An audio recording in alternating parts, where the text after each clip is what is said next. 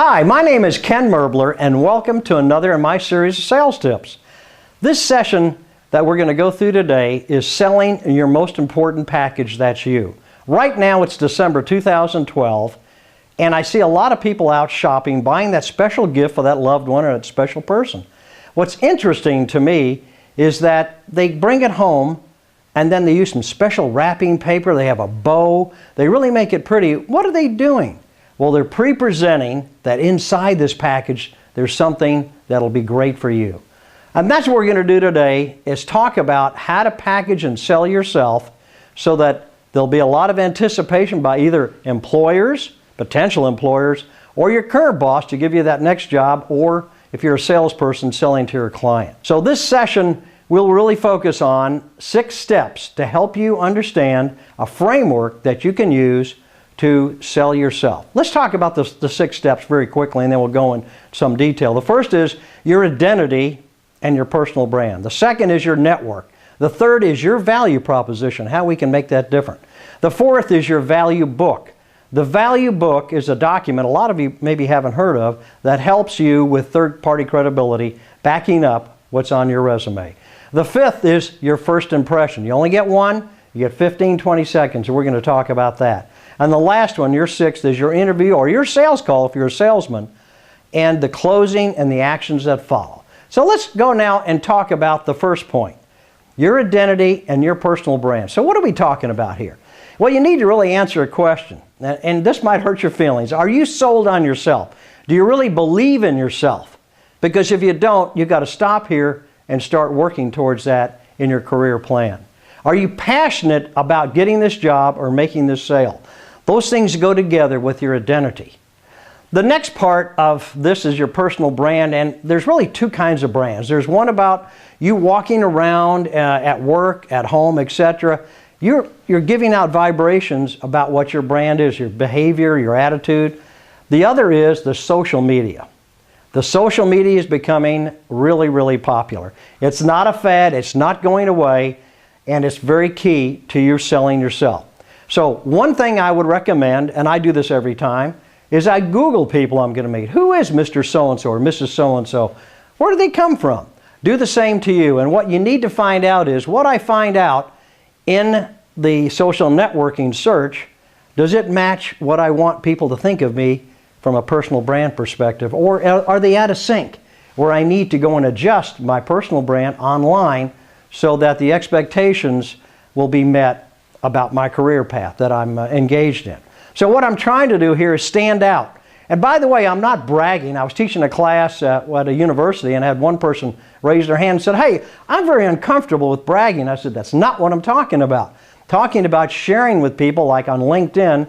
You've got your MBA, you will have it in December, so you want to make sure that people are aware that you have achieved another rung in the ladder." That's all we're talking about. We're not bragging. The next thing we want to do is determine what makes me different. What are my distinctive characteristics? So again, I can stand out. You got to realize that you cannot depend just on a resume because you look like someone in the herd. The last point on personal brand then is, ask some people that are close to you at work or at home. Ask them, what's the word of mouth on me? As I do walk around and I interact with you, how do you feel about me? What is my brand? And that'll give you some perspective on a baseline that you can go forward and improve. The second step that we're talking about is your network. And what we're saying here is, have you really identified your network? You have a lot of friends, social relationships, you have business. So there's 2 parts, although again, your personal and your business will overlap in some cases.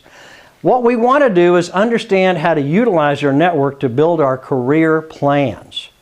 Also, you've got to recognize the network is a 2-way street. It's reciprocity. I help you, you help me. So we got to pick out a few people and help them. What we've also got to do is identify some people at work, some people personal and the social side that we feel like can help us in our career path. And maybe, at this point, really, you need to select a mentor. They could become a mentor. Older, younger than you, man, woman. It's good to have someone that you can run your ideas up against so that they can validate this is a good idea. So growing our network will be key. One of the things I see is a lot of people feel like they don't have the skills to do that. They're very introverted. Let me give you an experience that I had, one of my strategies. I went to a seminar, and I said to myself, you know what? I'm going to meet between 20 and 30 new friends today at break time, lunch, etc. So I went up to the first guy, and I said, hi, I'm Ken Merbler. At the time I worked for Deloitte Consulting. And today I'm going to meet 25 new friends, and I'd sure like for you to be number one. Broke the ice. We had a great conversation.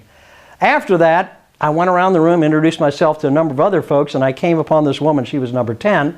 And I walked up to her and said, hi, I'm Ken Merbler, Deloitte Consulting. And she said, what number am I? I've heard about you walking around the room introducing yourself. And I said, you're number 10, and it's great to meet you. And we had a great discussion. One of the things I'll leave you with on network is you've got to learn how to ask questions and then shut up, because people love to talk about themselves. And all you have to do is sit back, ask questions, you'll get to know a whole lot of new people. I left that seminar with 3 potential sales leads. I actually hit on one, and I have 23 new friends on my LinkedIn. So your network is key. All right, your third point is your value proposition. And really what we're saying here is I look at a lot of resumes, a whole lot of mentoring a number of young people and other people, and they're boring. They don't really say anything. They have generic statements. I work for the ABC company. I was the secretary, or I was the sales manager. And I'm going, okay, what's the value of that? You haven't given me any value. So what we're saying here is we've got to explore our capabilities, our experience. We've got to look at, have we innovated something? Can I dollarize or monetize some of those statements? Give you an example. I'm with an engineering team. I'm an engineer. I have to be a salesperson. And we worked on a new product that was going to be launched, and it would generate 5 to 10 million net new revenue. I can put that in my resume. Or I'm a salesperson, I exceeded my goal by 30%, and my sales in 2011 were $8 million. Monetization again. So that's the benefit. It will be that people will say, I can size you now. I'm an employer, and I can understand your value to me as I look at you against your competition for this job.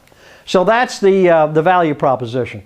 Okay, now let's go to the fourth step, your value book. A lot of people call the value book their brag book. I don't like to use that term because, again, I'm focused on value. Remember the step before, your value proposition, trying to monetize.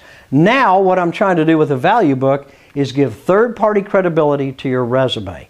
Let me talk about the overall table of contents to consider. The first page you should present to your prospective employer, and I really believe should not email this, you shouldn't mail it, you should present it to them so you could go over it with them, is an executive summary, 1 page about why you should be right for that job, why you are right for that job. The second is your latest resume, and here's where you got to be very careful. You can't put acronyms and abbreviations that only you understand. It's got to be a document that can stand on its own, and I'll give you a story on that in just a minute. The third thing you put is your performance review. I hope you've got some good ones, because what we're looking for is good performance documented by another company. The next point will be a client email saying, you know what, Ken, we really appreciate you going above and beyond and not quitting until the job was done. Maybe some internal emails from teams you worked on said, you really did a great job helping us. Any sales reports, engineering reports, marketing reports that show that you worked on something that really helped the company.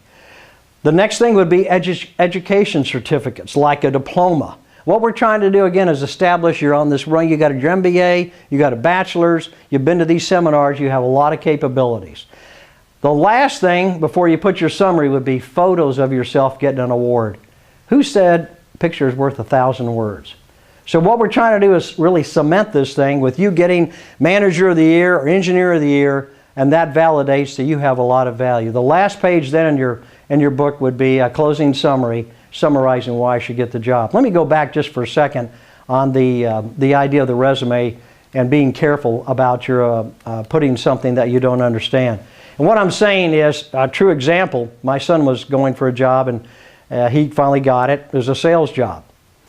And the woman before him had put in her resume that she was practicing spin selling, S-P-I-N. Neil Rackham, the famous sales author, developed that spin concept, and it stands for situation, problem, implication, and need, payoff. These are questions underneath each one of these categories.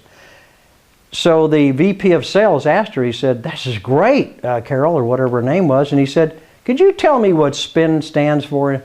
She went, I forgot. So she did not get the job. My son, on the other hand, knew what it stood for, practiced it, and defined every one of them and gave examples and got the job. So be real careful, and I wanted to go over that with you again and reinforce it, that you've got to understand what you're talking about when you first write it down in your resume.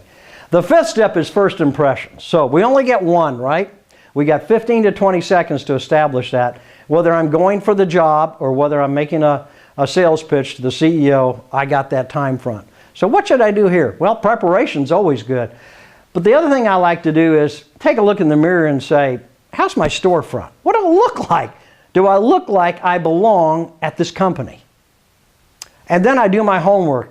What are the problems in the company? What are the issues? What's the culture? What's the dress code? I want to be totally prepared so my first impression really hits. Let me give you an example of a first impression I made in Chicago that really was valuable to me and to the client.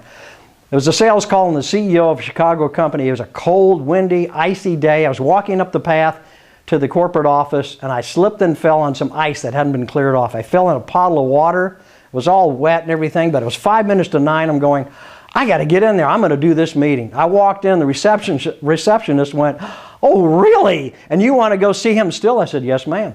She called the administrative assistant. She came down. "Oh, my God, you are sopping wet. Do you want a towel?" "Yes, ma'am." "Do you want to see him?" "Yes, I do." Went upstairs. He came out with a little bit of a grin, but an apology. "We should have cleared that sidewalk. I really feel badly. Do you want to do this?" "Yes, sir." I said, you and I had a great conversation the other day on the phone, and I want to complete that and see if I can help you. He said, "Come on in." That was the beginning of a $4 million sale, and we're still friends today. So how important are first impressions? There's a concrete example. And remember, you only get one.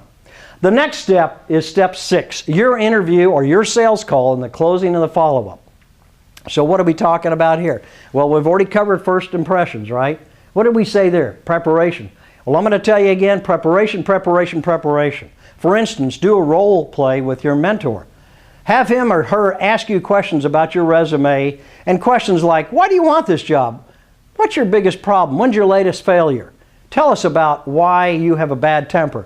Something to throw you off your game. So you got to go in there loaded, prepared, with passion and the right attitude. You got to understand that timing is critical. You need to make sure that you're dressed correctly. For instance, if I'm interviewing at a bank, I'm dressing up. I got a tie. If I'm in Silicon Valley, I'm maybe business casual with a jacket. Those things are important. And don't forget, every person you interview, those 3 or 4 people, get a business card. Why do I want to get a business card? Well, I want to make sure that at the end of the session, I sit with the person debriefing and I say, how did I do? And he or she will probably give you some idea, but they'll probably have to follow up with you. But make sure you try to close it as much as you can. And when you leave there, you debrief with a person outside, maybe your mentor. Have him or her ask you questions so you can get all the actions down that you need to take. And then immediately send an email to everybody that you interviewed with, because remember you have their card. And then you take a pen and you write a real thank you note, which not many people do today. And what does that do? Well, it makes you different because most people won't do that. So the follow-up is crucial to you getting the job or getting the sale. So let's kind of summarize where we're at right now. We've talked about 6 steps. We've talked about your identity, your personal brand. We've talked about your network, personal and business. We've talked about your value proposition. Monetization is key, dollarization of some of the points. Not all, but some of them. Your value book. Third-party credibility to your resume. It, believe me, differentiates the heck out of you. First impressions, you only get 10 seconds to do that. A lot of preparation. And lastly, your interview or your sales call, the closing and the follow-up are critical. So with that, I'd like to thank you for watching this video today. And remember, we're trying to figure out the best way of selling your most important package you. If you have any questions, please email me at kmerbler@gmail.com. Thanks a lot. Have a terrific day.